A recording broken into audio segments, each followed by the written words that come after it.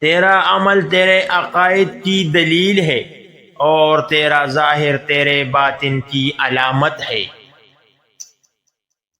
لوگوں کے سامنے معزز بنا رہے، ورنہ افلاس ظاہر کرنے سے لوگوں کی نظروں سے گر جائے گا۔ امیروں کے ساتھ عزت اور غلبہ سے مل، اور فقیروں سے عاجزی اور فرتنی کے ساتھ۔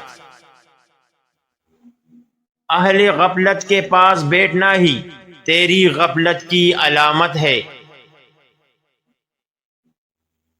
اگر تو نے اللہ بھی بلند آواز سے کہا تو اس کی بھی تجھ سے باز پرس ہوگی کہ بالا اخلاص کہا ہے یا ریا سے۔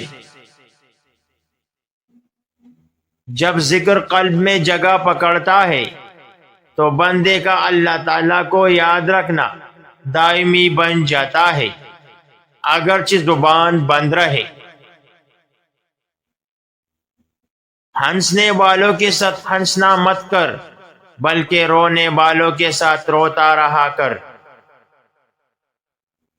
جو شخص اپنے نفس کا اچھی طرح سے معلم نہیں ہو سکتا، دوسرے کا کس طرح ہوگا؟ مومن جس قدر بوڑھا ہو جاتا ہے اس کا ایمان طاقتور ہوتا ہے۔ صبر اختیار کرو، کیونکہ دنیا تمام تر آفات و مصائب ہی کا مجموعہ ہے۔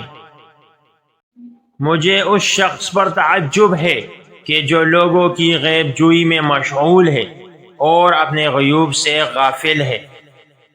اخلاص اسی کا نام ہے کہ لوگوں کی تعریف یا مذمت کا کچھ خیال نہ کیا جائے،